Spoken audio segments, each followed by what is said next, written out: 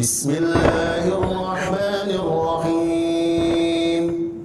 Assalamualaikum warahmatullahi wabarakatuh. Alhamdulillah, nahmaduhu wa nasta'inuhu wa nastaghfiruh wa na'udzu billah min syururi anfusina wa sayyiati a'malina.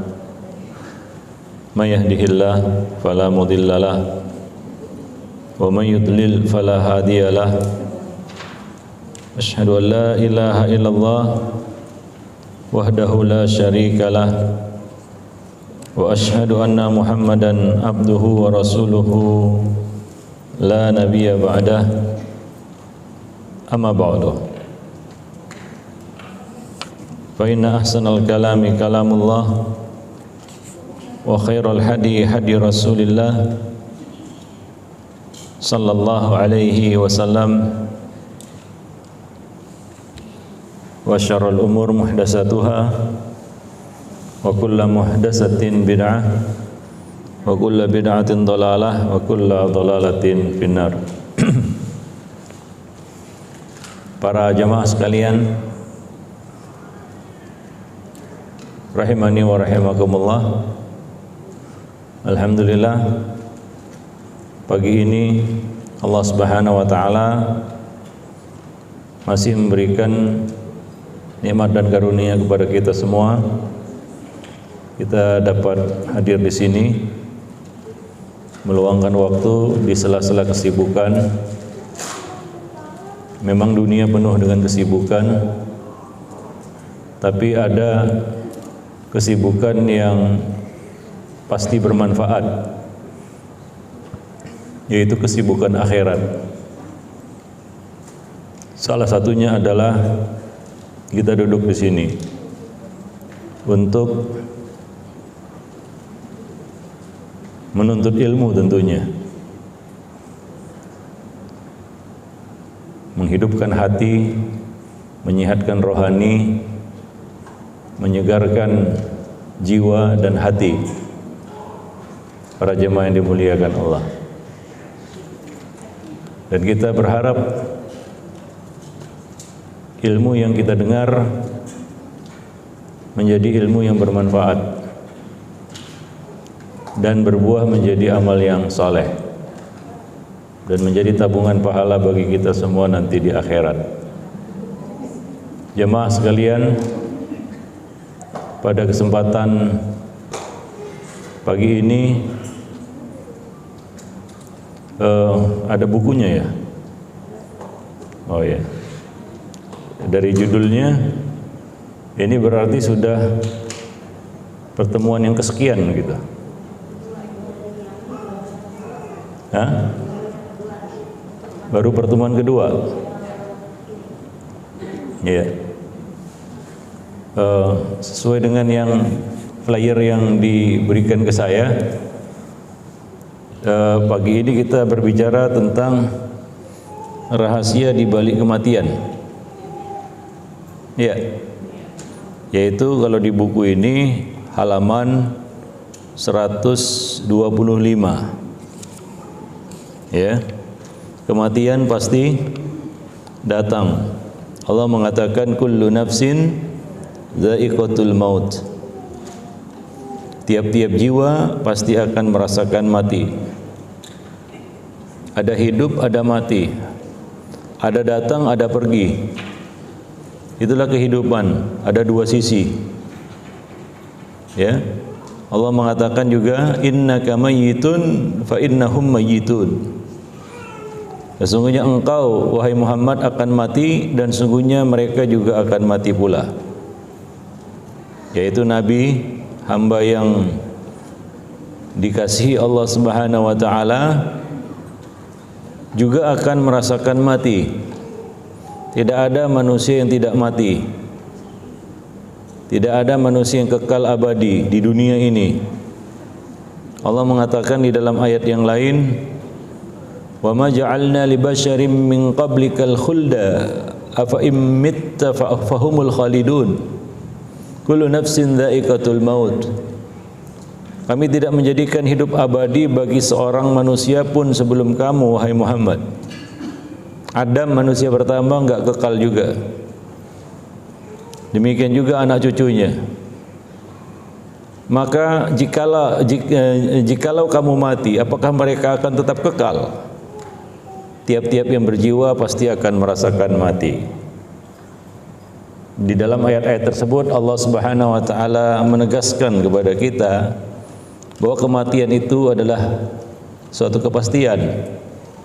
Maka Allah sebut dengan ungkapan lain yaitu yakin. Suatu yang diyakini. Allah mengatakan wa'bud rabbaka hatta ya'tiyakal yaqin. Sembahlah Allah, beribadahlah kamu kepada Allah karena untuk itulah kamu diciptakan, hatta ya'tiyakal yaqin, sampai datang yakin kepadamu. Yakin di sini maksudnya apa?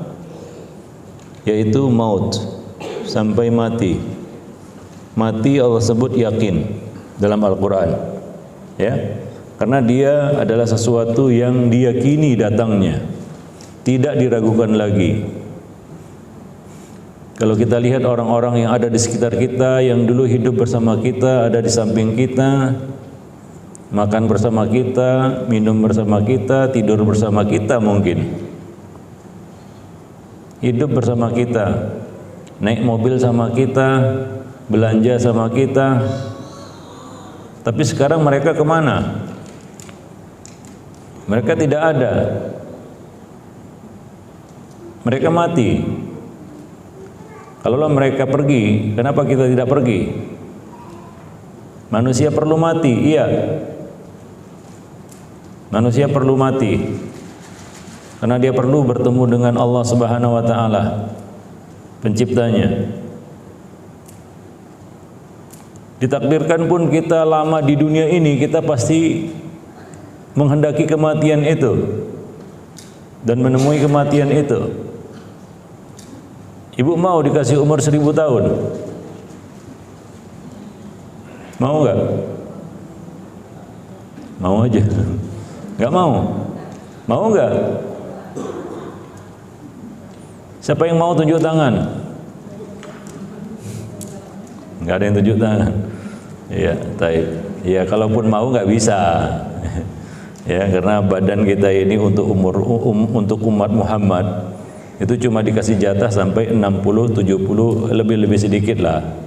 Kalau kita lihat orang-orang yang ada di sekitar kita, umurnya kan sekitar itu.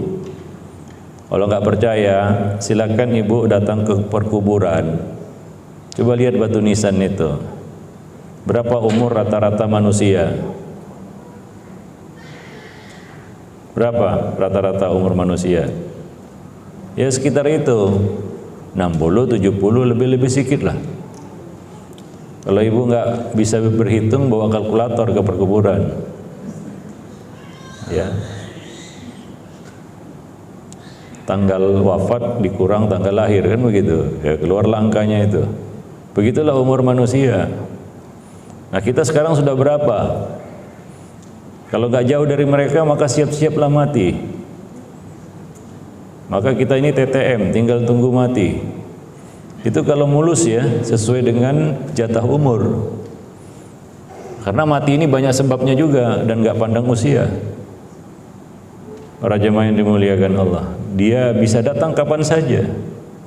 Makanya berita kematian itu tiba-tiba. Tiba-tiba si fulan sudah pergi mendahului. Si fulana, hari ini si fulana, besok si fulana lain, besok. Nah kita tinggal tunggu waktu aja sebenarnya. Itulah hidup sebenarnya. Cuma Allah kasih nikmat kepada kita, kematian itu dirahasiakan. Makanya sepertinya panjang hidup ini ya. Padahal kita nggak tahu. Apa kata Nabi, kematian itu lebih dekat kepada seseorang daripada tali sendalnya. Ya, artinya sesuatu yang melekat pada dirinya. Itulah kematian. Sesuatu yang pasti datang. Maka kalau ditanya ibu-ibu sekalian, takut mati enggak? Di sini siapa yang takut mati? Tunjuk tangan. Enggak bisa tunjuk tangan memang di sini. Susah. Nggak usah tinggi-tinggi gini aja. Siapa yang takut mati? Tunjuk tangan. Nggak ada. Yang nggak takut mati? Nggak ada juga. Saya juga bingung ini. Takut mati nggak takut mati juga enggak. Atau jawabnya dalam hati aja ya. Nah, saya bukan ahli terawang, Bu. Saya nggak ngerti apa yang ada dalam hati Ibu. Tapi nggak ada yang tunjuk tangan, nggak jadi masalah lah. Apapun yang Ibu pilih, takut mati atau tidak takut mati. Kalau Ibu pilih takut mati, percuma. Itu sia-sia. Ibu takut terhadap sesuatu yang pasti datang, nggak bisa dielakkan, nggak ada pilihan. Ya, maka Muslim itu nggak takut mati, karena percuma takut mati. Toh mati juga, nggak ada pilihan lain. Ada pilihan lain? Nggak ada. Allah tidak kasih pilihan dalam bab ini. Ya, nggak ada pilihan bagi kita.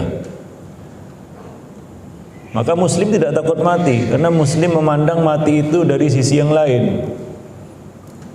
Nabi mengatakan seorang mukmin, ya, dia suka bertemu dengan Allah dan Allah suka bertemu dengannya. Dan dia tidak akan bisa bertemu dengan Allah kecuali dengan kematian, kecuali melalui pintu gerbang yang namanya kematian. Maka mukmin itu nggak takut mati. Itulah cara dia bertemu Allah Subhanahu wa taala. Allah tidak suka mencabut nyawa hambanya mukmin, hambanya yang mukmin, tapi Allah melakukan itu untuk hambanya ini.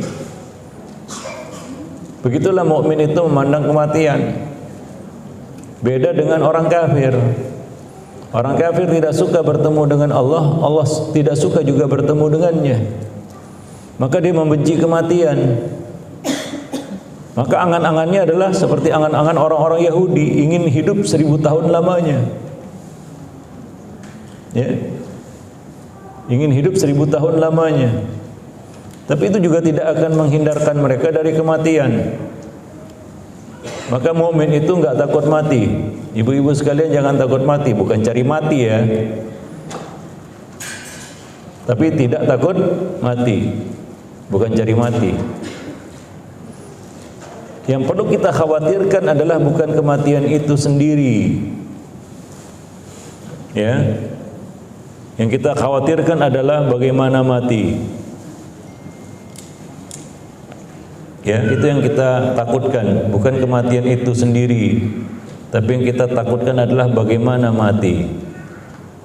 Itu yang kita pikirkan setiap hari, setiap detik dalam hidup kita. Bagaimana saya mati? Gak usah dipikirkan bagaimana saya nggak mati, nggak mungkin. Gimana pun ibu jaga kesehatan ini itu dan lain sebagainya,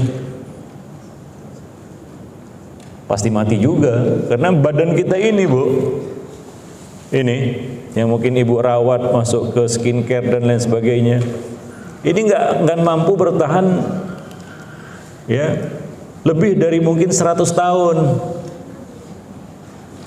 Anggaplah ibu dapat umur 100 tahun, ibu sendiri udah ngeri ngelihat badan ibu. Ya, apalagi ratusan tahun, apalagi sampai 1000 tahun. Ya, untuk umat Muhammad, manusia yang datang setelah diutusnya Muhammad sallallahu alaihi wasallam, ini kata Nabi apa? Umur ummati baina sittina wa sab'in. Umur umatku itu antara 60 sampai 70. Ya, seperti itulah kenyataannya. Pagi ini baru saja dapat berita kematian. Ya, besok datang lagi masuk pesan berita kematian juga. Satu demi satu orang-orang pergi. Itu tidak dikhawatirkan. Tinggal tunggu giliran aja. Antriannya, antrian keberapa begitu. Tapi yang kita pikirkan tiap hari, tiap detik, tiap malam, dan kita pikirkan setiap muhasabah yang kita lakukan adalah bagaimana mati. Itu pertanyaan besar. Kalau untuk ini ada pilihan, Bu. Kalau mati sendiri nggak ada pilihan. Tapi bagaimana mati, banyak question mark di situ, tanda tanya di situ. Ya. Coba jawab pertanyaan, bagaimana aku mati?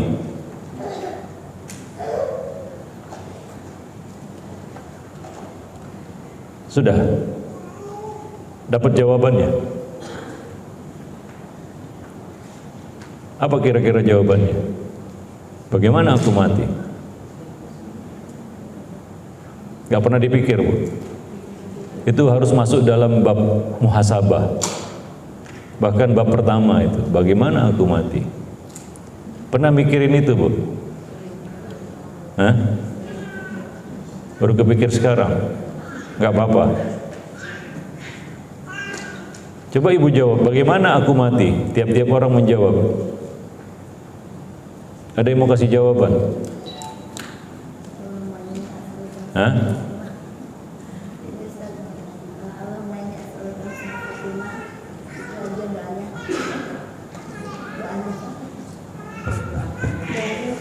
Gak yakin ya?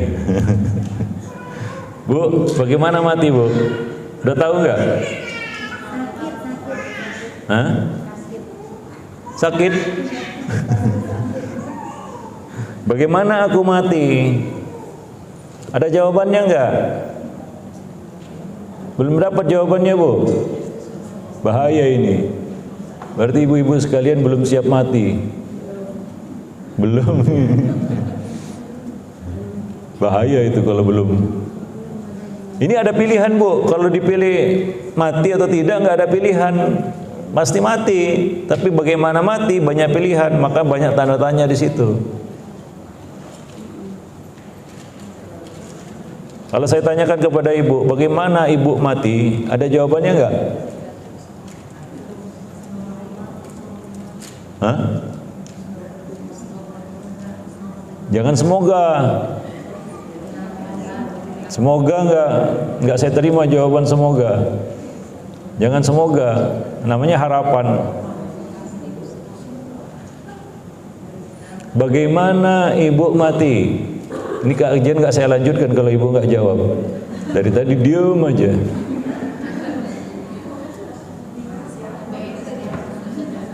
Hah? Satu orang yang jawab, jangan saya kayak lebah, saya nggak ngerti saya. Yang berani tunjuk tangan, nyatakan, Ustadz, begini saya mati. Nah, baru Pak, baru jago itu, hero. Berusaha untuk husnul khotimah. Berusaha, masih usaha, Bu ya. Iyalah, nah. Pengusaha jangan-jangan. Pengusaha, Bu ya. Yang lain, nggak jadi masalah, jawab aja walaupun ngawur. Yang penting kan jawab. Udah bagus jawab daripada diem. Yang lain. Kalau saya ngisi talim beginilah dia, suka nanya-nanya itu. Supaya ibu berpikir juga, jangan saya aja yang berpikir. Coba. Mati dalam keadaan beriman. Mati dalam keadaan beriman. Yakin? Ya, nggak apa-apa sih. Ya, harapan, Bu ya. Ya, harapan jaya itu. Ya. Yang lain? Yang lain? Pikirkan sekarang bagaimana saya mati. Coba pikirin. Kalau katanya apa? Harapannya. Iya. Nah, mudah-mudahan lah. Nggak ada yang jamin. Suami nggak jamin. Anak? Oh enggak juga. Iya, udah. Yang lain? Bagaimana ibu mati? Bagaimana saya mati? Ya. Oh, mati di atas sunnah. Yakin nih. Tegas jawabnya. Mati di atas sunnah, ya. Ini majelis ilmu doa, Bu. Jawab aja. Ada malaikat di sini banyak. Lebih banyak daripada ibu-ibu. Apalagi bapak-bapak. Ini kajian ibu-ibu memang ya. Ya, Bu, jawab, Bu. Bagaimana ibu mati? Insyaallah husnul khatimah, Ustaz. Insyaallah. Yang mana yang jawab ini? Jangan nampak. Di belakang ya. Insya Allah. Yang lain. Saya mau tahu ada jawaban lain nggak itu? Atau pikirannya sama semua di sini? Nggak ada pikiran lain. Yaitu mati di atas sunnah begitu. Seperti tadi jawab tegas. Mati sunnah Ustaz. Ya. Bu, jawaban dari bagaimana ibu mati adalah bagaimana ibu hidup. Itu jawabannya. Ya iya. Ibu nggak perlu belajar mati. Ibu perlu belajar hidup. Kenapa? Karena ibu mati bagaimana ibu hidup. Itu jawabannya. Terserah ibu mau mengatakan sunnah ini, itu dan lain sebagainya. Tapi jawaban yang pasti adalah bagaimana ibu hidup. Begitulah ibu mati. Udah dapat jawabannya? Yakin?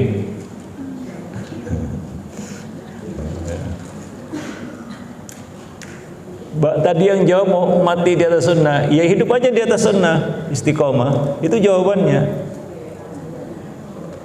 Maka jawaban tepatnya adalah bagaimana ibu mati. Itu udah ada jawabannya hari ini, yaitu bagaimana ibu hidup.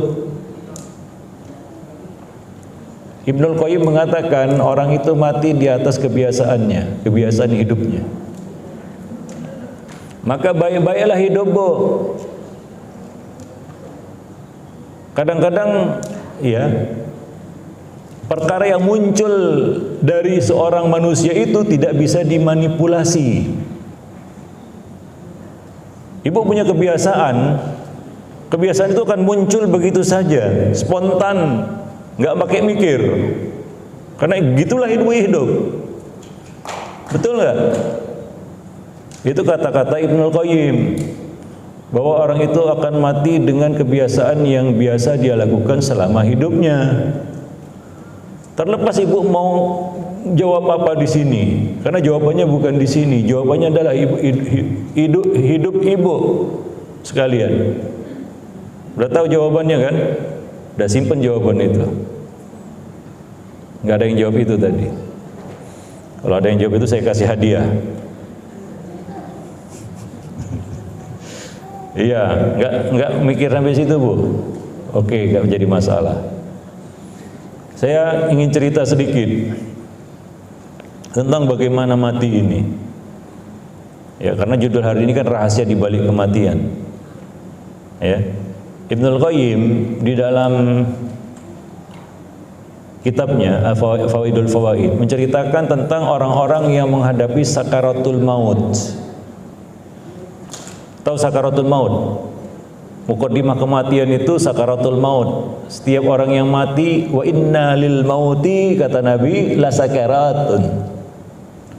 La sakaratin. Sesungguhnya setiap kematian itu ada sakaratnya. Maka ketika kita mati, kita akan menjalani sakarat itu. Ya. Nah, Ibnu Qayyim menceritakan beberapa keadaan orang ketika menghadapi sakarat ini.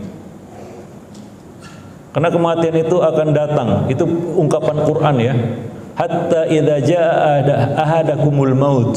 Hingga ketika mati itu datang menghampiri salah seorang dari kamu. Jadi kematian itu menjemput kita, Bu, datang menghadap kita. Dan kita akan melihatnya. Maka orang itu akan dapat melihat kematiannya. Iya. Dia akan hadir di depannya. Para jemaah yang dimuliakan Allah. Ya, Ibnu Qayyim menceritakan seorang yang semasa hidupnya habis waktunya untuk main catur. Maka ketika mau mati dia dibimbing untuk mengucap la ilaha illallah. Apa yang dia katakan? Skakmat, skakmat, skakmat. Itulah dia kebiasaannya. Ada seorang rentenir pemakan riba Ini ceritakan juga oleh beliau di situ, ketika akan dibimbing mengucapkan syahadat la ilaha illallah di ujung hidupnya, ketika dia menghadapi sakarat, dia justru mengatakan apa? Sekian persen, sekian persen.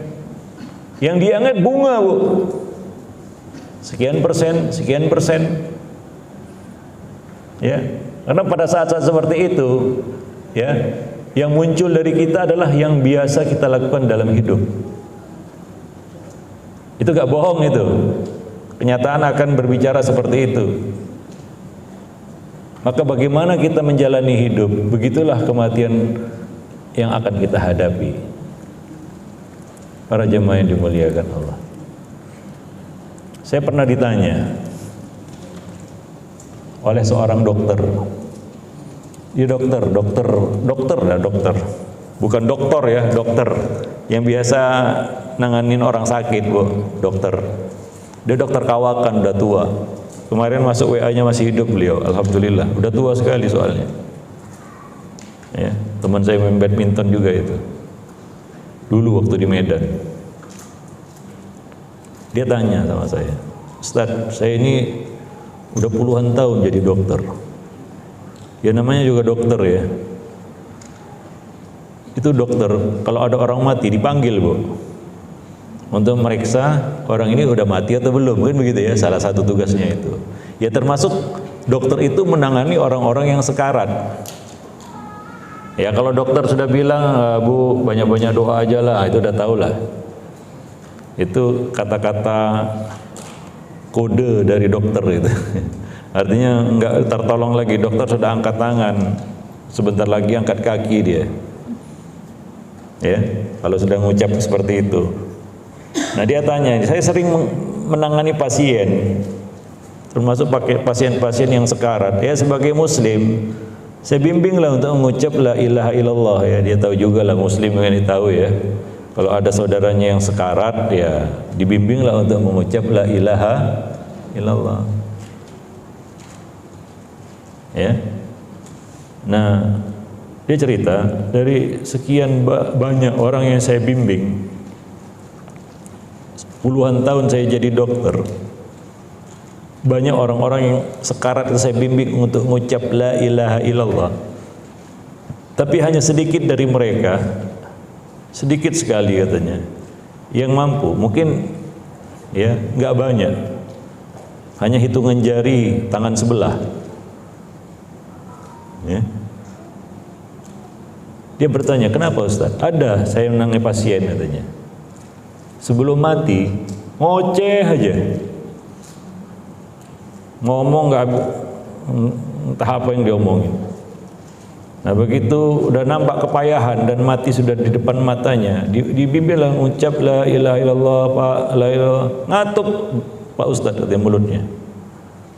Tadi ngoceh, tapi begitu la ilaha ngatup up gitu. Tahu ngatup? Gak bisa dia ngucap. Dia tanya, "Memang susah sekali Ustaz ya ngucap la ilaha illallah waktu mati itu?" Saya tanya seperti itu. Saya pun bingung jawabnya. Karena saya belum mati lagi kan gitu. Gimana Bu jawabnya, Bu? Memang sesusah itukah mengucap la ilaha illallah saat kita menghadapi kematian?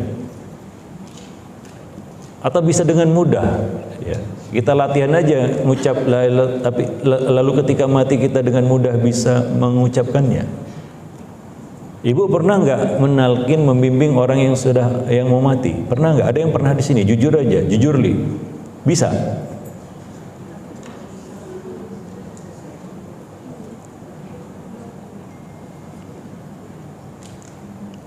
Ya, mungkin sedikit deh yang berhasil mengucapkannya. Seperti dokter ini, dia pengalaman katanya. Banyak pasien yang ditanganinya yang sekarat-sekarat gitu. Tapi susah itu, hanya hitungan jari sebelah tangan katanya. Itu yang ditanyakannya kepada saya pun bingung jawabnya apa. Apa yang mau dijawab ini? Wah, saya teringat sebuah hadis, Bu. Oh, ini jawabannya ini. Saya bilang sama dokter itu, Pak dokter, ada hadis yang berbunyi, hadisnya sahih. Aksiru min qawli la ilaha illallah qabla ayyuhala bainaha wa bainakum. Perbanyaklah oleh kamu mengucap, membaca la ilaha illallah sebelum kamu dihalang darinya. Bilakah manusia dihalang dari mengucapkan la ilaha illallah? Sekarang Bu, ada yang menghalangi Ibu mengucap la ilaha illallah? Coba ucap. Ada yang menghalanginya? Keluh lidah Ibu untuk mengucapkannya. Tiba-tiba ngantuk mulut Ibu. Bagus. Tapi ada masanya, momennya kamu dihalang darinya. Dihalang Bu. Kita mau mengucap nggak bisa. Itulah momen kematian. Artinya apa? Banyak-banyaklah kamu mengucap la ilaha illallah sebelum kamu dihalang darinya, yaitu kamu menghadapi kematian. Siapa rupanya yang menghalangi kita dari mengucap la ilaha illallah itu? Yang pertama jawabannya tentu setan. Iblis akan mengirim pasukan-pasukan terbaiknya, mungkin jenderal-jenderalnya, ya, untuk mengganggu orang yang mau mati ini, agar dia gagal mengucapkan la ilaha illallah, yang kata Ibu tadi husnul khotimah. Karena bagi iblis dan pasukannya ini adalah partai final, Bu. Karena setelah itu sudah selesai urusannya dengan orang ini, gak bisa lagi dia ganggu. Memangnya iblis bisa ganggu kita di alam barzah? Gak bisa lagi, selesai urusannya dengan dunia. Maka itu seperti partai puncak, Bu, ya, partai final. Kalau masuk final itu mengerahkan semua kemampuan, apa yang potensi yang dimiliki, kekuatan untuk menghadapi partai final itu. Seperti itu iblis terhadap anak Adam. Apalagi dia punya sumpah. Jadi kematian itu tidak mudah.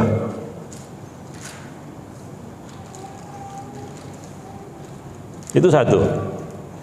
Jangan kira iblis akan melepaskan buruannya begitu saja. Oh, ini udah mau mati, biarkan aja. Enggak. Karena kita enggak tahu aja bagaimana orang mati itu dikerubuti sama iblis dan pasukannya.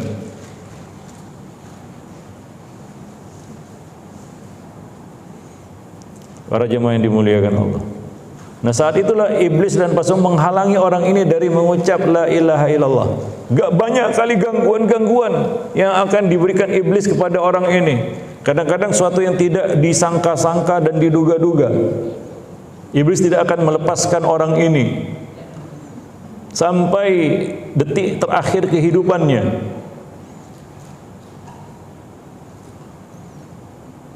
Para jemaah yang dimuliakan Allah, ingat kisah paman Nabi Abu Talib. Abu Talib ini memusuhi Islam enggak? Enggak. Bahkan Abu Talib ini membela Nabi dan mengakui agama yang dibawa Nabi ini, yaitu Islam, adalah agama yang benar.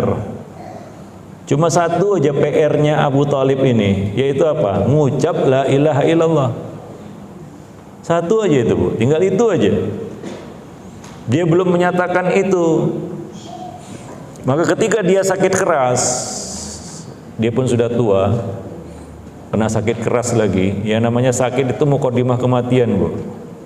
Nantilah kita bicara tentang sakit, ya. Kita bicara ini dulu lah, ya. Dan sudah nampak tanda-tanda kematian pada dirinya. Nabi mendengar berita itu langsung mendatangi Abu Talib. Misinya apa? Yaitu membimbingnya untuk mengucap la ilaha illallah. Nah, di situ ada juga Abu Jahal dan Abdullah bin Abi Umayyah. Ini dua orang tokoh Quraisy, ini tokoh kafir musyrik Quraisy. Ada juga di situ, ya. Maka Nabi hadir. Apa yang dilakukan oleh Nabi?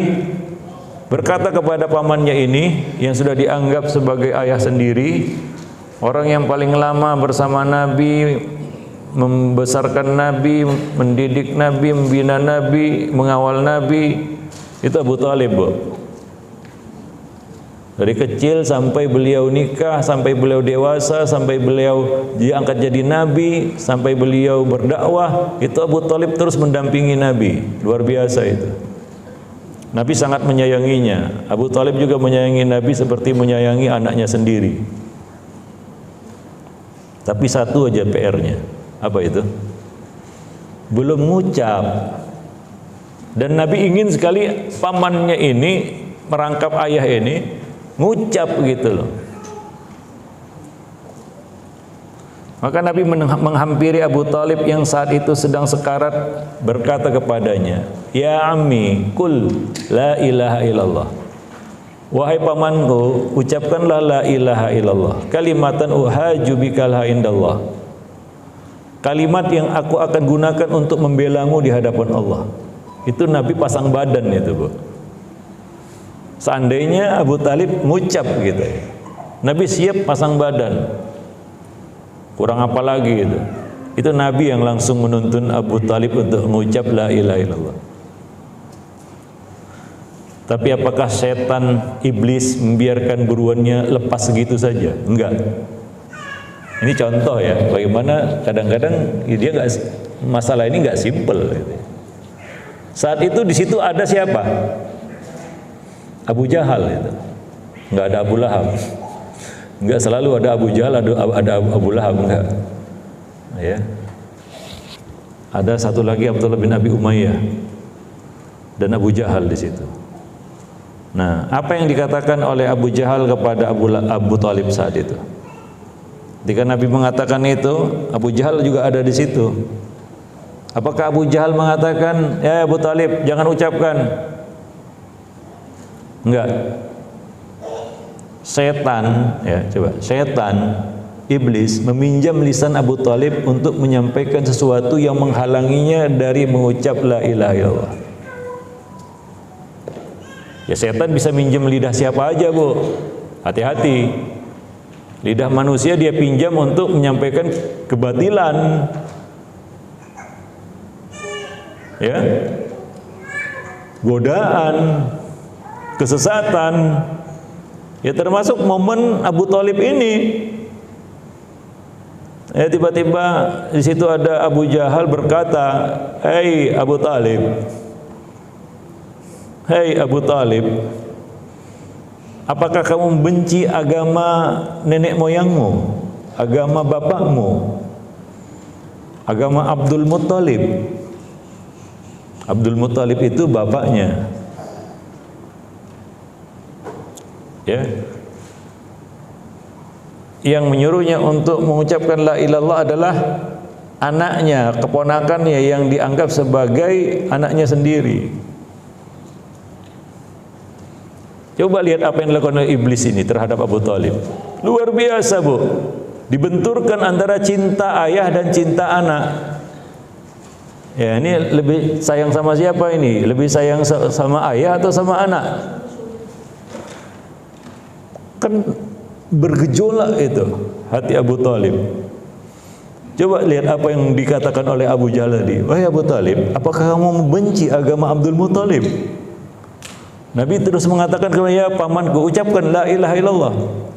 Dibenturkan hati Abu Thalib itu kepada dua pilihan, sama-sama orang yang dicintainya, yaitu anaknya atau keponakannya dan ayahnya. Siapa yang mengira bahwa hal itu akan dihadapi oleh Abu Thalib di ujung usianya, di masa-masa krusial saat menghadapi kematian. Apa yang terjadi, Bu? Ibu tahu sirah kan? Apa yang dikatakan oleh Abu Thalib kira-kira? La ilaha illallah atau apa?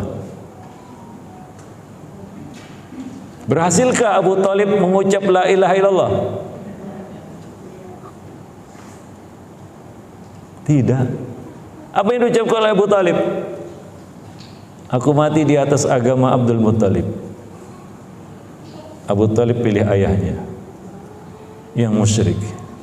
Dibenturkan dua cinta di sini.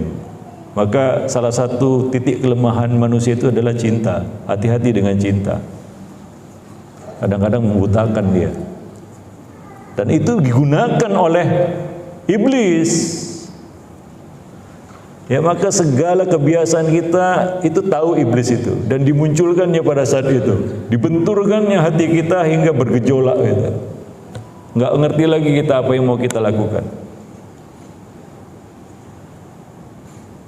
Ya, saya pernah ya, orang yang menghadapi kematian itu disibukkan dengan apa? Dengan pertengkaran anak-anaknya di depan orang itu. Ngeri. Iblis menggunakan termasuk kebiasaan kita selama hidup kita. Seperti tadi orang disuruh ngucap la ilaha illallah, dia bilang apa? Sekamat. Ya hidupnya habis main catur. Ya jangan-jangan orang yang hidupnya dengan medsos, ya nggak tahu matinya gimana. Mungkin dia ingat passwordnya mungkin.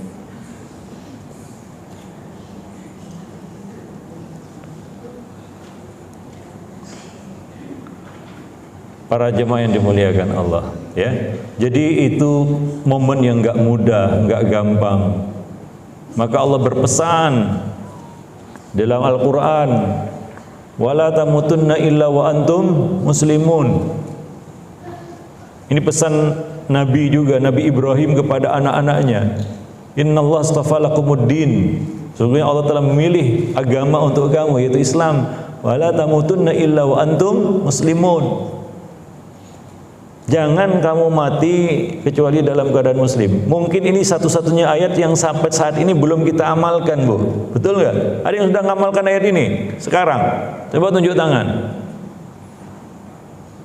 Coba tunjuk tangan yang sudah mengamalkan ayat ini sekarang. Nggak ada yang tunjuk tangan, bagus. Masih hidup semua berarti. Udah diamalkan ayat itu, Bu? Belum. Kita masih berharap ini kita mati dalam keadaan muslim. Ya, ini pesan yang terpenting di dalam Al-Qur'an itu. Wala tamutunna illa wa antum muslimun. Jangan kamu mati, dilarang mati. Dilarang mati. Gimana dilarang mati? Oh, pasti mati.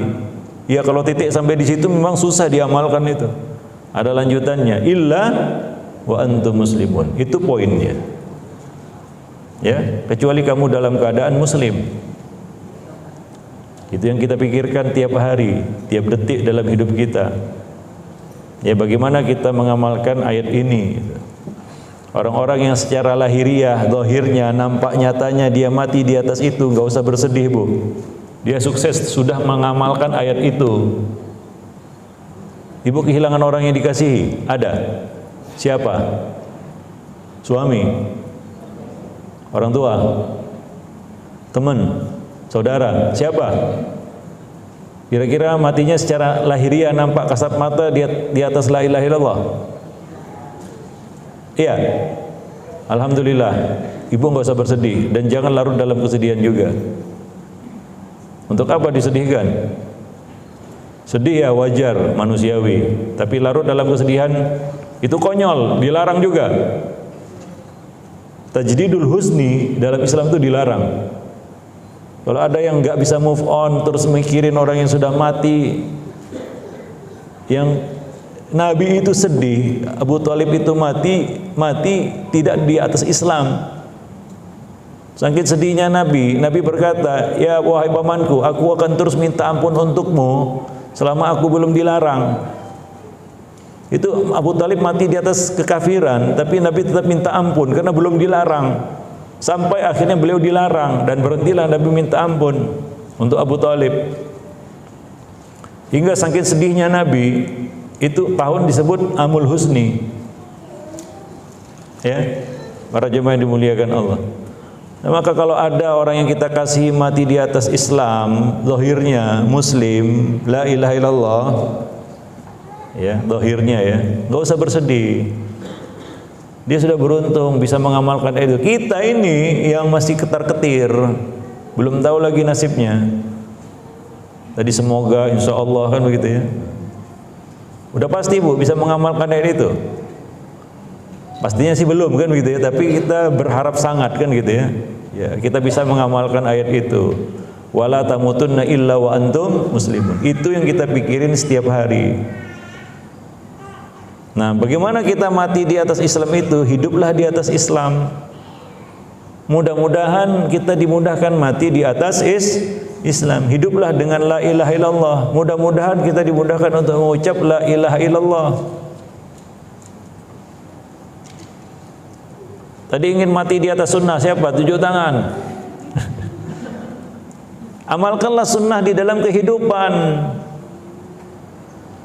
Nyatanya seperti itu, karena kita akan mati dengan kebiasaan yang kita lakukan. Bagaimana mati? Sudah tahu jawabannya. Apa jawabannya? Bagaimana hidup? Para jemaah yang dimuliakan Allah. Nah, itulah mati dalam pandangan seorang mukmin. Maka bagi mukmin, mati itu ya adalah pintu gerbang yang harus dilewati. Seorang mukmin mati untuk hidup. Ya, mati untuk hidup. Bukan hidup untuk mati. Bukan hidup untuk mati, tapi mati untuk hidup. Ya, karena kita tahu mati itu bukan akhir segalanya. Bahwa kubur itu bukan tempat peristirahatan terakhir seperti kata orang. Itu cuma tempat persinggahan. Apa kata Quran?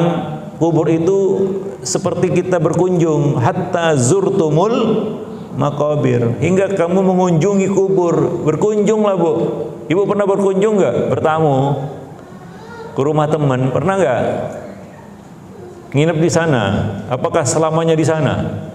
Itu jajah namanya. Enggak, kalau kita berkunjung ada waktu untuk pulang, pergi dari situ. Ya, beranjak dari situ. Demikian juga ada masanya kita beranjak dari kubur itu menuju alam berikutnya. Ya, jadi mati bukan akhir segalanya. Makanya di dalam Al-Quran ungkapannya selalu mati dulu baru hidup. Alladzi khalaqal mauta wal hayata. Rabbana amattana snataini wa ahyaitana snataini. Disebutkan mati dulu baru hidup, karena ujung dari perjalanan kita adalah hidup bukan mati. Maka judul buku ini adalah renungi perjalanan hidupmu, bukan renungi perjalanan matimu. Orang yang sudah mati, kita tetap mengatakan dia melanjutkan perjalanan hidupnya, bukankah demikian? Ada nggak ungkapan dia melanjutkan perjalanan matinya? Enggak. Walaupun orang yang sudah mati, tapi tetap kita katakan apa? Dia sudah melanjutkan perjalanan hidupnya di alam lain, kan begitu? Hidupnya. Ya, jadi kita yakin bahwa mati itu bukan akhir dari segalanya. Maka konyol, bintolol orang yang bunuh diri, dia mengira bahwa mati itu mengakhiri segalanya.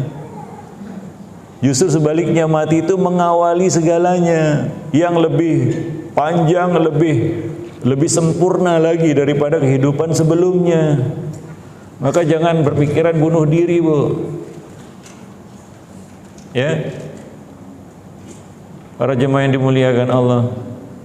Nah, begitulah mati dalam pandangan mukmin. Maka Allah ungkapkan mati itu dengan ungkapan yakin. Mati juga di dalam Al-Quran Allah sebut dengan sebutan lain. Siapa yang tahu? Selain yakin ya, Allah menyebut juga mati itu dengan ungkapan lain di dalam Al-Quran. Siapa yang tahu?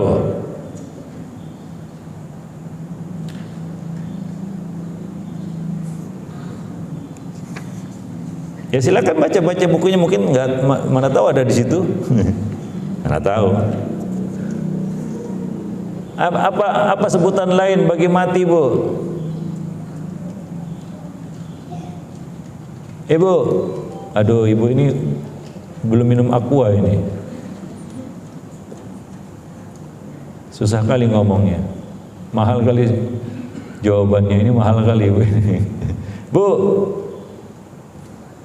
Apa ungkapan lain di dalam Al-Quran tentang kematian?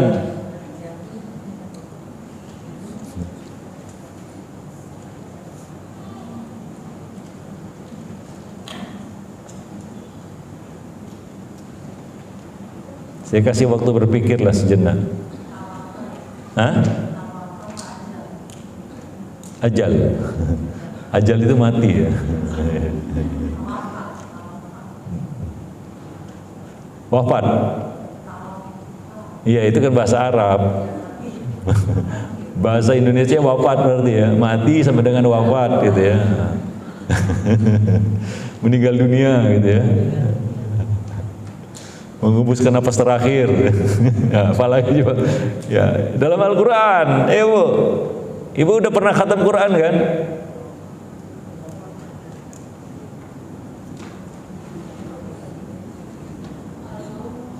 Hah? Al-maut. Oh ya, al-maut mati ya, maut mati.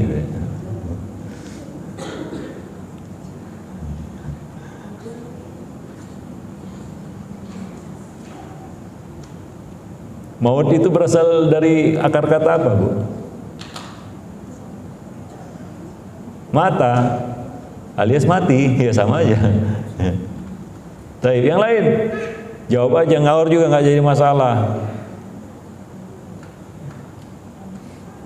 Ayo, jangan ngelamun aja. Biasakan ibu berpikir supaya tajam akalnya, otaknya. Jangan biasakan bengong. Jadilah ibu-ibu yang cerdas. Ya, silakan.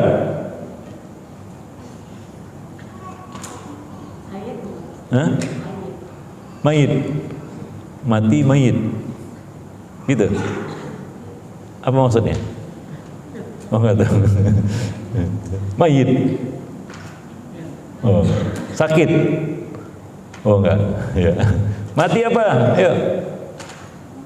Tadi yakin, kan begitu ya. Nah, mati itu disebut dalam Al-Quran dengan sebutan yakin.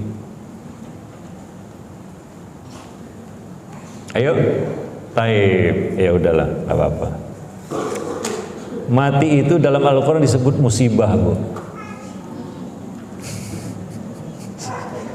Oh, musibah. Wa asabatkum musibatul maut.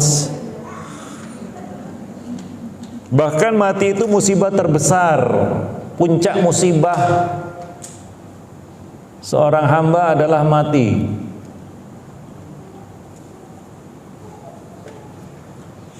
Musibah jasmani ya. Puncak musibah jasmani bagi seseorang adalah mati. Maka dia disebut musibah. Di bawah kematian ada yang namanya sakit. Ini musibah juga. Sakit musibah nggak, Bu? Musibah. Kena musibah sakit nih. Saya kena musibah ini. Kenapa? Sedang sakit. Makanya, Bu ya, sakit itu adalah muqaddimah. Ya, ulama mengatakan al-maradu baridul maut. Sakit itu adalah muqaddimah, pengantar kematian. Sakit itu pengantar kematian. Karena sakit itu kalau kita ibaratkan musibah kecil, maka mati itu adalah musibah besar. Sebelum datang musibah besar, kadang-kadang kita harus melewati musibah kecil sebagai peringatan. Maka kalau ibu sudah sakit-sakitan, ya waspada aja. Itu sudah muqaddimah, Bu. Ya biasanya umur gak bohong itu. Puncak umur manusia 40 tahun. 40 tahun ke atas sudah sakit-sakitan. Iya kan? Di sini rata-rata 40 tahun ke atas. Rata-rata, betul nggak? Yang enggak 40 tahun ke atas tunjuk tangan. Nggak mau juga. Ya adalah. Nah, berarti rata-rata 40 tahun ke atas ini. Udah banyak keluhan nggak, Bu? Jujur li aja jawabnya. Udah banyak keluhan nggak? Iya, macem-macem lah ya, encok, rematik, kolesterol, gula darah, asam urat, macam-macam lah ya. Ingat, hati-hati itu muqaddimah kematian itu. Kita sedang menuju ke situ, menuju kepada kematian dengan sakit itu. Ya, maka kalau orang sudah diberi pelajaran seperti itu, harusnya cepat sadar dia. Maka masa tua itu masa kita untuk muhasabah, harusnya ya. Maka judul buku ini, Renungi Perjalanan Hidupmu, ini sebenarnya terinspirasi dari buku yang mungkin Ibu tahu, Rahasia Umur 40 Tahun. Pernah dengar buku itu? Misteri atau rahasia, lupa saya. Yang jelas 40 tahun. Karena 40 tahun ke atas, orang itu hidupnya sudah mulai melambat. Ibu terasa segala sesuatunya sudah mulai melambat. Artinya ibu sudah nggak muda lagi. Ibu sudah tua. Nanti akan ada masa berhenti. Itulah kehidupan, Bu. Ya. Nah, Allah kasihlah pengantarnya, yaitu sakit. Ya, maka di umur seperti ini kita banyak sakitnya, ya alhamdulillah sajalah, Bu. Itu sebagai pengingat.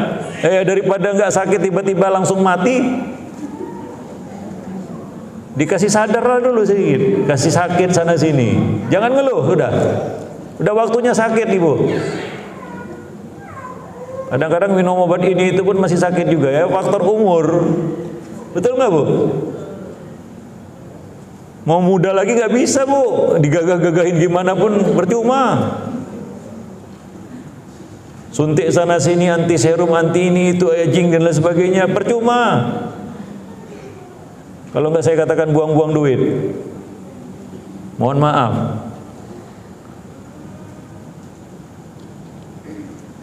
Nggak bisa lagi, udah lewat masanya itu. Kita harus tahu umur, Bu. Maka Allah memention di dalam Al-Quran angka. Ingat itu, angka. Berapa angkanya? 40. Hatta idza balagha asyuddahu wa balagha arba'ina sanah. Hingga ketika manusia itu sampai ke puncak usianya, siddah, yaitu umur berapa? 40 tahun. Puncaknya itu. Kedepannya udah mulai merosot itu. Dan gongnya itu 60 tahun. 60, ada yang 60 tahun di sini? Ada? Ada enggak? 60 tahun, ibu yang umurnya 60 tahun ada enggak di sini? Enggak ada. Ya, nanti kalau ibu sudah sampai 60 tahun, kalau maka itu adalah umur di mana Allah sudah mencabut uzur. Ya, Allah memberi uzur kepada orang yang belum mencapai 60 tahun. 60 tahun ke atas Allah cabut uzur. Artinya apa itu? Tidak ada lagi alasan untuk tergelincir. Ya. Peluang sudah semakin kecil.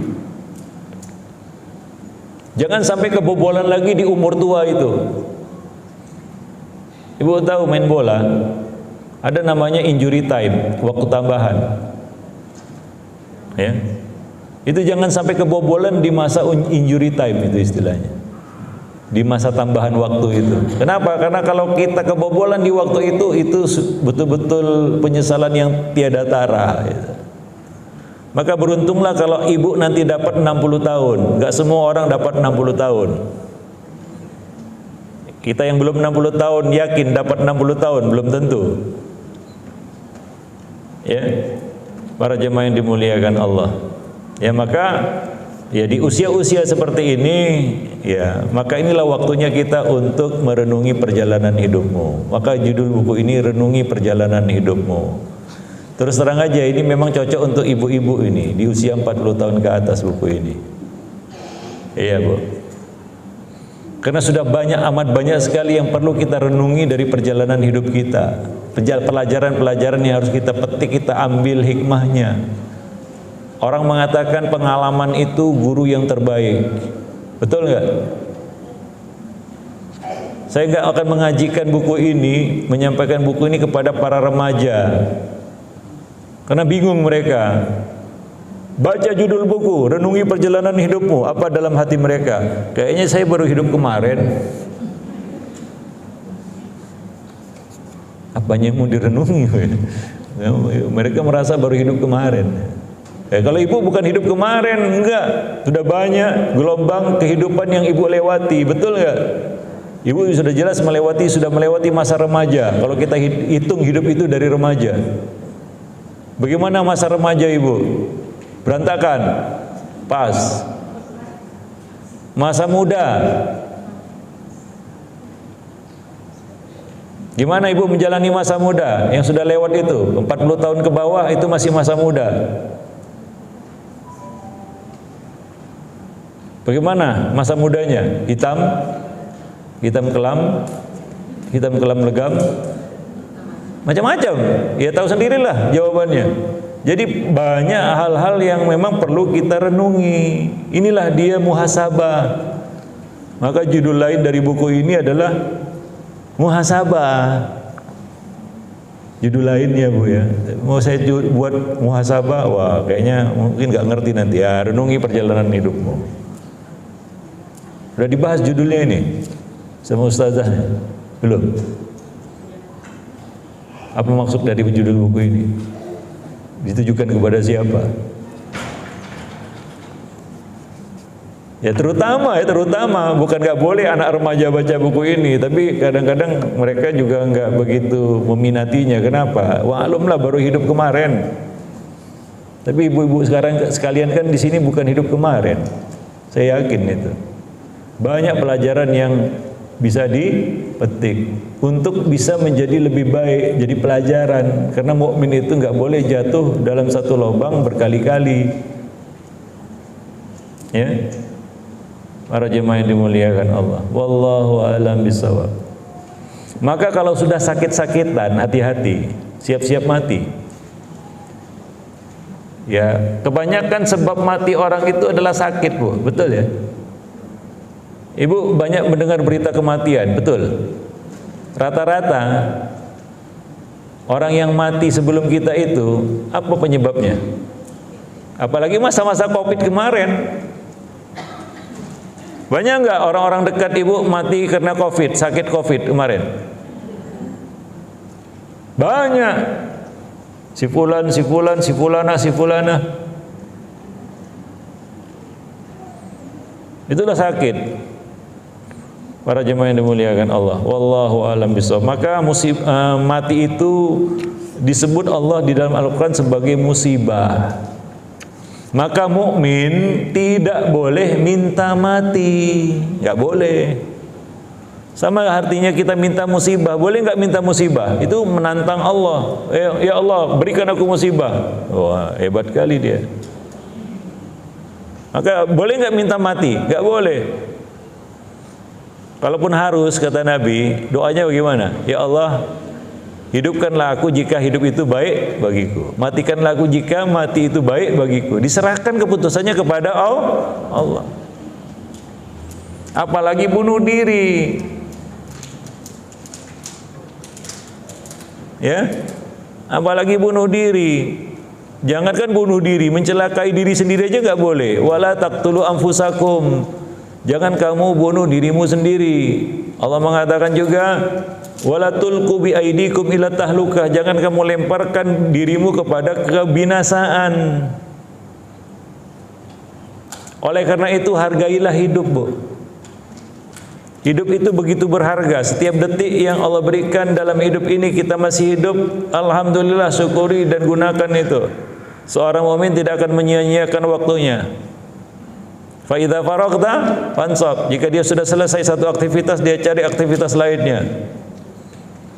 Enggak ada istilah bermalas-malasan, enggak ada istilah nganggur, enggak ada. Karena hidup itu begitu berharga. Karena mati itu musibah. Para jemaah yang dimuliakan Allah, ya. Nah, maka orang yang menghargai hidupnya, dia akan memanfaatkan sebaik-baiknya. Ya. Apalagi dia diberi umur panjang sama Allah Subhanahu wa taala. Ya. Yang mana Allah kasih kesempatan panjang baginya. Itu luar biasa. Bersyukurlah kita dapat umur panjang seperti ibu-ibu sekalian, dapat 50, 40, 50. Enggak semua orang dapat itu. Yang masih muda di bawah 30, apa pasti dapat 40? Pasti. Belum, tapi ibu-ibu ini yang 40 sudah jelas dapat, yang 50 sudah jelas dapat. Maka manfaatkan itu, jangan disia-siakan. Hargailah hidup kita ini. Orang yang menghargai hidupnya, dia akan menghargai waktu. Ya, para jemaah yang dimuliakan Allah. Maka doa kita pagi petang adalah salah satunya ya. Kita minta kepada Allah agar apa? Dijaga, dilindungi dari penyakit malas. Itu satu. Allahumma inni a'udzubika minal kasali. Satu. Yang kedua apa? Wasu'il kibari, dan masa tua yang buruk. Masa tua yang buruk. Ya. Di satu sisi masa tua itu adalah suatu kehormatan yang Allah berikan kepada kita. Kita dikasih umur panjang. Dari sisi yang lain, ibu tahu nggak masa tua itu sama dengan apa? Tua itu sama dengan apa? Coba jawab dulu. Yang bisa jawab jago lah. Tua itu sama dengan apa, Bu?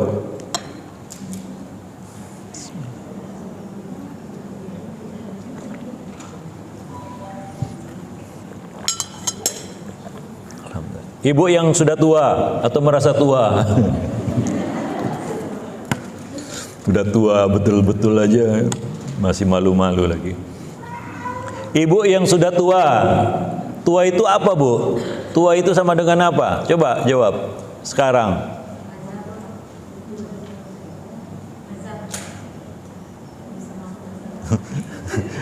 Menderita kali hidupnya ini. Tua itu adab katanya. Ajab, ajab kata orang Medan. Ajab, ajab. Ajab kali aku kata orang Medan. Ya, Bu, apa Bu? Tua itu sama dengan azab ya? Waduh, ya nggak apa-apa lah, ya apa-apa ya. Yang lain, tua itu sama dengan apa? Satu-satu jawabnya ngacung coba. Yang ngomong-ngomong saya nggak tahu, saya pengen jawab. Apa jawabannya juga saya nggak tahu.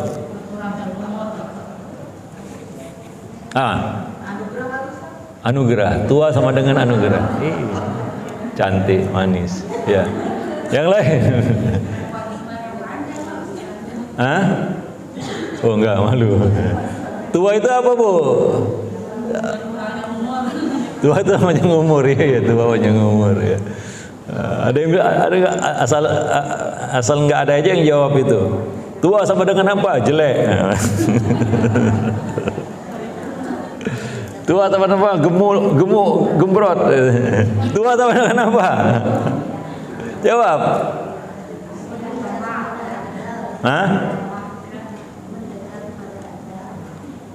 Tua sama dengan apa? Bu.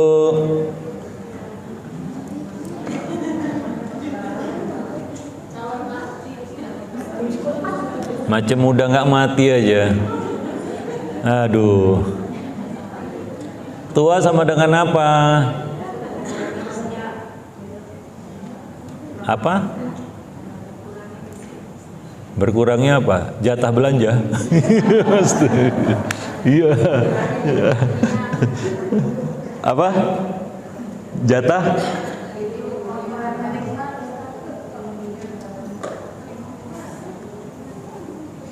Coba satu orang ngacung tua ini gitu. Nah, itu baru jinggu itu. Ya.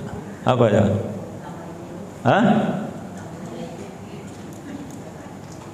Hidup, tua sama dengan hidup. Aduh.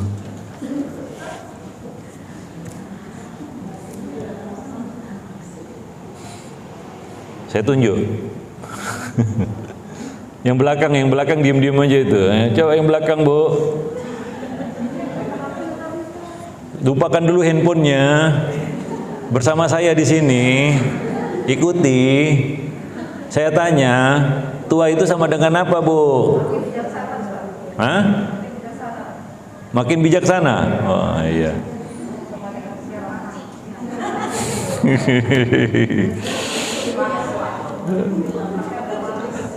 Atau makin banyak lupa. Makin banyak penyakit katanya, penyakitan.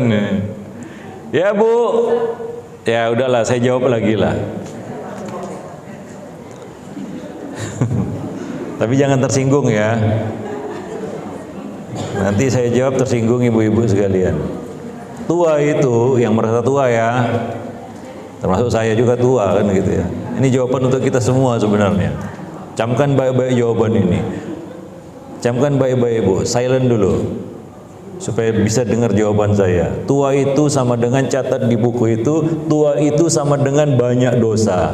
Udah catat itu. Iya.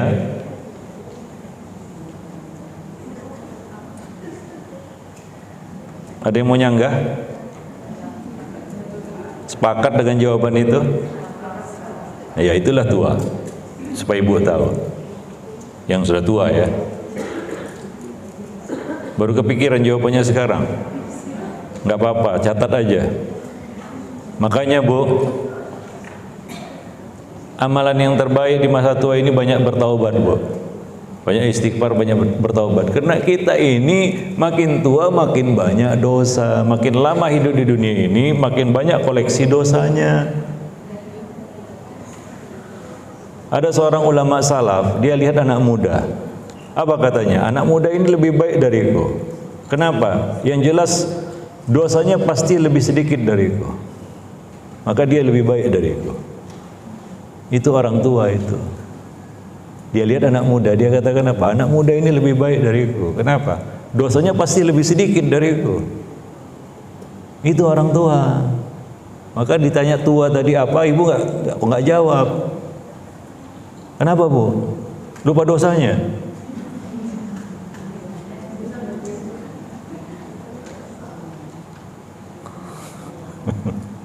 Ya udahlah, apa-apa, dimaafkan.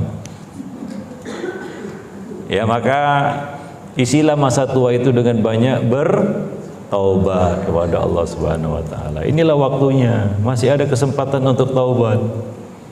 Ya, kita sudah banyak mengoleksi dosa sepanjang hidup, Bu. Ya. Makin lama hidup kita di dunia ini, makin banyak koleksi-koleksi dosa yang kita lakukan. Karena manusia itu pasti berdosa, nggak bisa menghindar dari dosa. Apa kata Nabi? Kullu bani Adam khata'. Maka peluang terbaik bagi orang yang dikasih panjang umur adalah peluang bertaubat.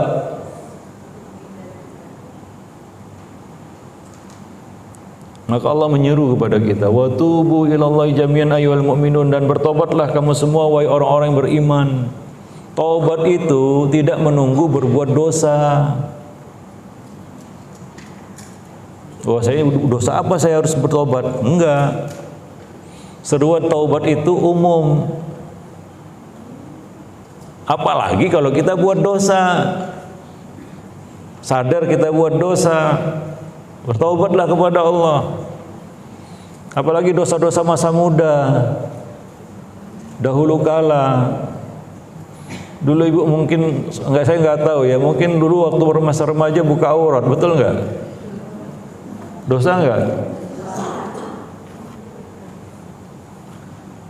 Belum lagi dosa sama suami.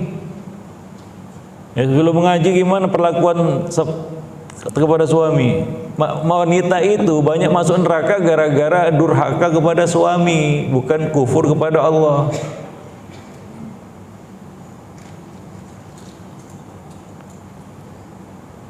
Ya, jadi itulah kesempatan masa tua yang sudah sakit-sakitan gini.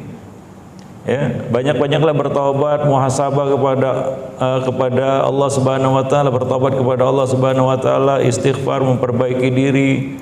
Ya, baik-baiklah hidup karena kita akan mati sebagaimana kita hidup. Mau apa lagi yang dicari, Bu? Apa lagi yang mau Ibu cari? Cantik, nggak cantik lagi. Mau apa lagi nikmat yang mau dinikmati? Makan aja sudah nggak enak, Bu. Betul nggak? Ibu pernah nggak dulu waktu makan masa muda? Enak, terkerasa ya, karena air liur itu masih kayaknya masih seger gitu. Udah tua gini, semua makan makanan dimakan pahit. Maklum lah, udah tua. Mengunyah pun nggak bisa, oper kanan oper kiri, sudah ompong semua.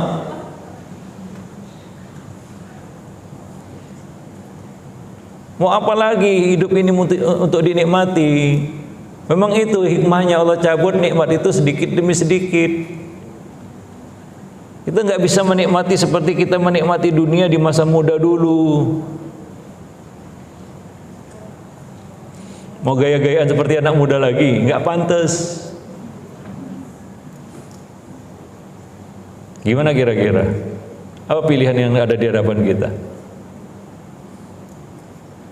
Jawablah sendiri, para jemaah yang dimuliakan Allah. Ya, seperti ibu hadir di sini, alhamdulillah ya. Sebagian ibu-ibu lebih memilih duduk-duduk di mall daripada duduk di majelis ilmu. Padahal udah tua, Bu. Mau ngapain lagi coba? Mau nampil di situ?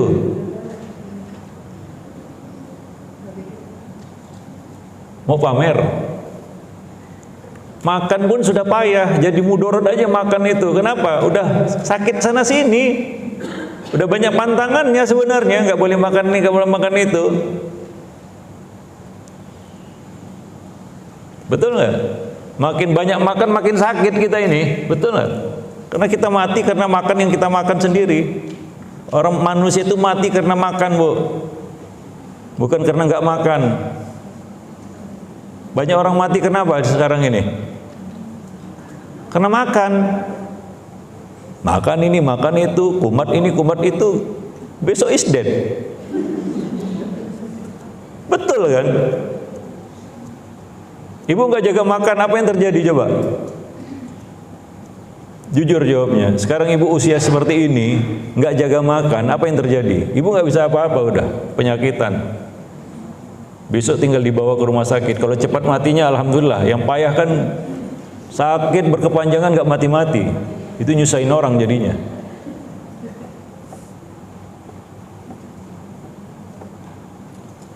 Itu kalau kita ingin melihat apa yang ada di balik cerita mati, Bu. Ini namanya cerita mati ini.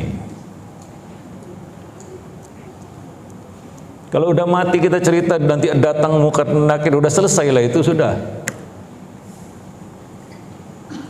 Ya, perlu kita ceritakan sampai ke situ? Nggak perlu ya. Para jemaah yang dimuliakan Allah, wallahu a'lam bishawab. Ya, nah ini saja mungkin yang bisa kita sampaikan. Ya mudah-mudahan jadi bahan renungan ya. Buku ini memang ya perlulah ya kita baca, ibu-ibu sekalian. Di umur-umur seperti ini, memang yang paling lezat itu adalah kita semakin dekat dengan alam akhirat. Walaupun kita belum berada di situ. Seperti membaca hal-hal seperti ini tentang renungi perjalanan hidup. Ini sebenarnya saya tulis untuk diri saya sendiri juga, dulu sebenarnya. Maklum udah tua, Bu. Udah penyakitan juga. Badan udah mulai nyusut kan begitu ya. Dulu nggak pakai kacamata, Bu, sekarang pakai kacamata. Dulu matanya 2, sekarang 4. Kalau nggak pakai ini nggak bisa baca. Gigi sudah tanggal sana tanggal sini, makan oper kanan oper kiri. Kulit sudah mulai lisut, kerut, macam jeruk purut. Napas juga sudah payah, terengah-engah, apalagi naik tangga. Ibu rumahnya bertingkat nggak? Siapa yang rumahnya bertingkat? Coba tunjuk tangan. Malu lagi. Ya udahlah. Turun dari sini aja ibu udah megap, ya kan? Oh iya. Itu juga nggak sadar usia juga. Gimana mau cerita aja? Itulah kita sekarang. Maka kita harus sadar, ya kita ini ya sedang berada di titik mana. Ya. Ya maka kegiatan yang mungkin paling baik ya ibu baca ya, hitung-hitung untuk mengurangi potensi pikun. Ya, potensi pikun dan potensi banyak lupa di masa tua itu adalah membaca, Bu.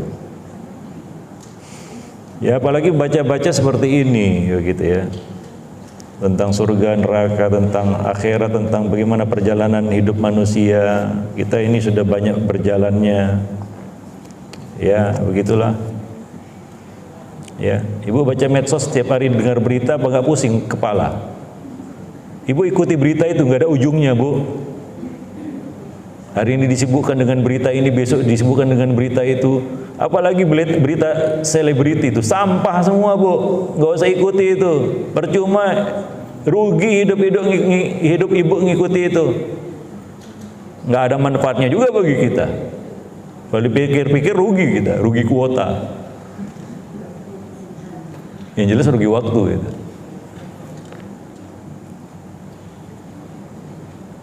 Ya karena ini fitnah medsos ini, fitnah apa namanya? Fitnah gadget lah kita katakan. Enggak ibu-ibu, enggak bapak-bapak.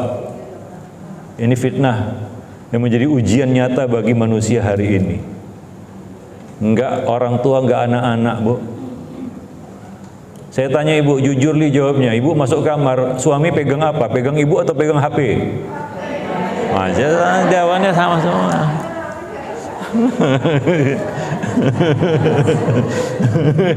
Senyum-senyum ibu-ibu ini. Ibu masuk kamar nanti malam atau tadi malam, itu coba lihat suami pegang apa? Pegang ibu atau pegang HP? Nah, udah itu jawabannya. Gak usah saya jawab lah.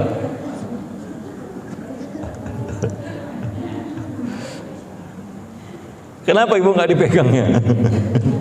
Karena ibu bukan pilihan. Aduh, kacau.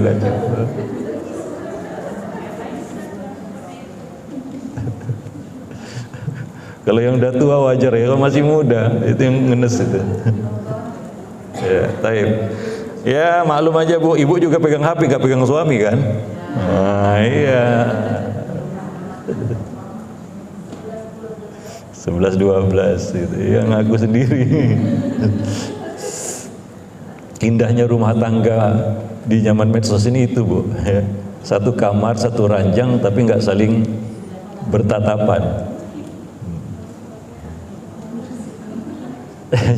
Jujur aja, Bu, ibu sering natap HP atau natap suami?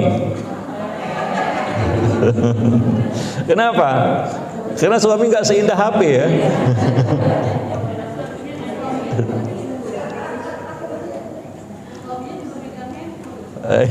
Saya tahu ya, yang di hadapan saya bukan bapak-bapak, ibu-ibu. Kalau bapak-bapak saya lain ceritanya lagi. Para jemaah yang dimuliakan Allah, wallahu a'lam bisawab. Ya pegang buku aja, Bu, malam-malam baca buku sama suami, indah sekali kayaknya. Baca bersama gitu ya. Kalau HP nggak mungkin lihat HP bersama gitu, karena rahasia. Ibu paling takut apa? HP dibuka suami, betul nggak? Ketahuan. Ketahuan apa yang dibuka, apalagi WA-nya, jangan sampai kebuka suami itu. Taib ya. Nah demikian. Wallahu a'lam bishawab. Ya, jadi itulah pembicaraan kita pada siang ini, mudah-mudahan bermanfaat bagi kita semua ya. Yang apa namanya, yang ya sedang menjalani hidup, ya mudah-mudahan kita semua diberi keberkahan umur ya, sampai kita ya melanjutkan perjalanan kita ke alam berikutnya. Wallahu a'lam bishawab. Taib. Ada yang mau bertanya? Ya jam 11 ya sebenarnya, karena zuhurnya maju soalnya ya. Satu aja yang mau bertanya. Iya, Bu. Iya. Ada, silakan.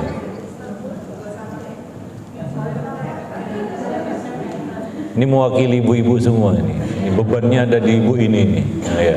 Coba, Bu.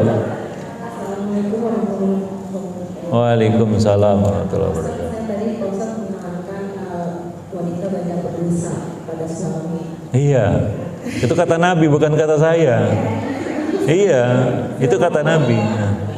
Saya mau tahu Pak Ustaz, kita berdosa suaminya seperti apa Pak Ustaz? Dan yang kita harus kita ini seperti apa Ustaz? Kalau memang menentang banget kan, apa saatnya kita untuk mendosa atau menjawab ini berdosa juga ya Ustaz? Berarti Ustaz seperti apa gitu yang harus kita ini Pak Ustaz? Suka tengkar, Bu. Tiap hari suka tengkar gitu.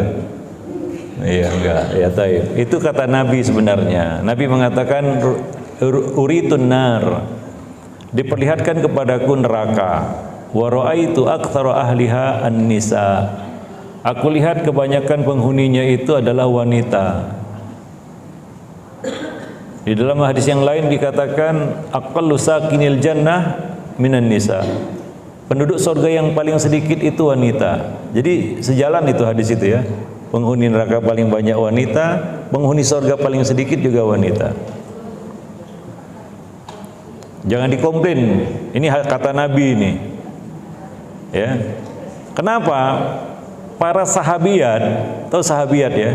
Sahabat-sahabat Nabi yang wanita di zaman Nabi, wanita-wanita yang hadir di situ bertanya, "Ya Rasulullah, ya Rasulullah, ayakfurna billah, apakah wanita-wanita itu kafir kepada Allah?" Nabi menjawab, "La, tidak, bukan. Walakin akan tetapi yakfurnal asyir, dia kufur kepada suami. Yakfurnal ihsan, dia mengingkari kebaikan suami." Ya. Maka dalam satu hadis Nabi pernah berkata kepada seorang wanita, ada seorang wanita datang kepada Nabi, ada keperluannya. Setelah selesai keperluannya dia mau pulang. Nabi memanggilnya kembali dan bertanya, "Apakah kamu punya suami?" Wanita itu menjawab, "Ya, aku punya suami." Nabi bertanya lagi, "Bagaimana muamalahmu dengan suamimu?" Dia menjawab, "Aku melayaninya semampuku." Maka Nabi berkata kepadanya, ya. Nabi berkata kepada wanita ini, "Unzuri aina anti minhu." Coba perhatikan bagaimana kedudukanmu di samping suami, muamalahmu dengan suami. Fa innahu jannatuki wa naruki. Karena suamimu itu adalah nerakamu atau surgamu. Yaitu sebab kita wanita masuk surga atau masuk neraka. Jadi ibu-ibu ini, jadi wanita ini enak, Bu, sebenarnya. Kami aja ngiri sebenarnya. Betul. Swear nih, nggak bohong. Kenapa? Begitu Allah mudahkan bagi seorang wanita untuk masuk surga.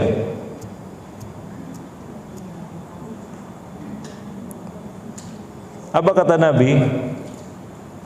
Idza shallatil mar'atu khamsaha wa shamat syahraha wa hasanat farjaha. Jika seorang wanita salat 5 waktu, puasa bulan Ramadan, menutup auratnya, menjaga kehormatan dirinya. Ini 3 ya. Yang keempat nanti saya sebutkan. Mungkin tahu. Untuk sholat, Bu, itu yang paling senang dan banyak sholat itu wanita.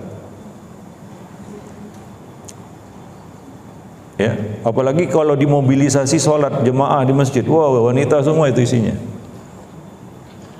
Kalau untuk urusan sholat, wanita jagonya itu. Saya salut itu. Sholat malam, sholat duha, kaum wanita, ibu-ibu ini wajah-wajahnya wajah-wajah rajin sholat semua. Iya, saya tahu itu. Karena saya punya istri juga. Sholat 5 waktu.